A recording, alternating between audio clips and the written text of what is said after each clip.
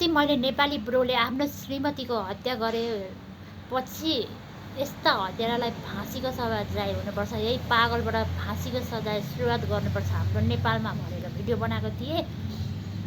त्यो भिडियोमा चाहिँ एकजना सिस्टरले मेरो इनबक्समा आएर, सिस्टर उहाँको श्रीमती नै खराब हुनुहुन्थ्यो, उहाँ टिकटक लाइभमा बसेर नाना थरी बोल्ने, बाफ्रे बाफ्रे म त छक्कै पर्थेँ उहाँको लाइभ हेर्दाखेरि। अनि तथा नाम बुढोलाई कि जे पाए त्यही गाली गर्ने, मन परी भन्ने, त्यस्तो मान्छेले कसरी देशको सेवा गर्यो होला। एउटा आर्मीको जवान भएर त्यस्तो त्यस्तो शब्दहरू बोल्ने भनेर मलाई उहाँको श्रीमती नै खराब हुनुहुन्छ भनेर मलाई इनबक्समा म्यासेज गर्नुभएको रहेछ है सिस्टर। तपाईँको म्यासेज मैले अगाडि ल्याइन। अब म के भन्छु भने नि, एउटा श्रीमान सुध्रिन्छ कि भन्दा भन्दै छोरो नै 18 वर्षको भइसकेको रहेछ। केटी नाथे त विदेशी गर्लफ्रेन्ड बनाउने, कहिले नेपाली गर्लफ्रेन्ड बनाउने भनेर त्यो सबैलाई थाहा छ। केटी फेरि फेरि हिँड्ने भनेर आज पो सुध्रेला कि भोलि पो सुध्रेला कि भनेर उहाँले जेठो छोरा नै 18 वर्षको भइसकेको रहेछ। कान्छो छोरा अलिक सानै रहेछ। अनि उहाँले आफ्नो श्रीमान सुध्रिनुहुन्छ, हाम्रो घर व्यवहार सम्हालेर बसौँ भनेर त यत्रो वर्ष उहाँलाई साथ दिएर बस्नुभएको थियो। होइन भने उहाँले चाहिँ केटा पाउनुहुन्न थियो त? त्यतिको आफूमा सक्षम भएको एउटा महिलाले उहाँले केटा पाउनुहुन्न थियो चाहेको भए।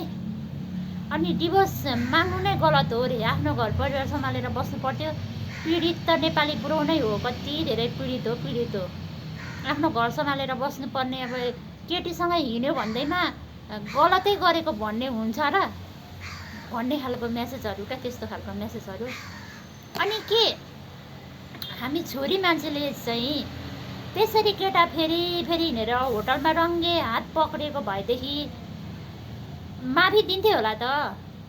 त्यो उहाँको श्रीमतीले त उहाँलाई कतिचोटि माफी दिइसक्नु भएको थियो। हामी छोरी मान्छेले त्यसरी गल्ती गर्यो भने बुढाले माफी दिन्छन्?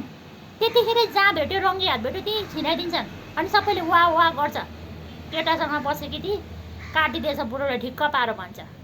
अहिले त बिचरा उहाँ त्यति शब्द बोलेको, अब सहँदा पनि अति भएपछि जीवन साथी हो है, जीवन बिताउँछु भनेर आएको हुन्छ। अनि पटक धोका दिएपछि उहाँलाई पनि त रिस उठ्यो होला, केही गाली गर्नुभयो, केही नराम्रो शब्द बोल्नुभयो होला। डिभोर्स माग्दा पनि आएर खिच्चा जस्तो घरि जिस्काइ गरेपछि उहाँलाई रिस उठेर भन्नुभयो होला। उहाँले एक दुईवटा गल्ती गर्नुभयो होला, तर त्यो मान्छेको त हजारवटा गल्ती छ नि त। पटक एउटै गल्ती दोहोऱ्याइ गरेपछि। अनि कस्तो खालको सोच भएको चाहिँ महिला दिदी बहिनी हुनुहुन्छ के हाम्रो समाजमा। हाम्रो समाजलाई के सन्देश दिने?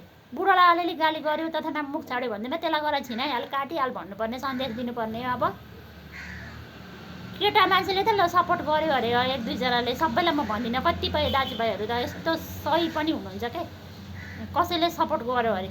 तर यहाँ त छोरी मान्छेकै खुट्टा तान्ने प्रविधि बेसी भएर चाहिँ घटनाहरू पनि बेसी घटिरहेछन् क्या साथीहरू। तपाईँहरूको विचारमा के लाग्यो कमेन्ट गर्नु है साथीहरू। र भिडियोलाई मन पर्यो भने सक्दो सेयर पनि गरिदिनु होला। यस्तो यो छोरी मान्छेले मात्रै अन्याय अत्याचार सहेर बस्नुपर्छ भन्ने चाहिँ कहीँ पनि लेखेको छैन।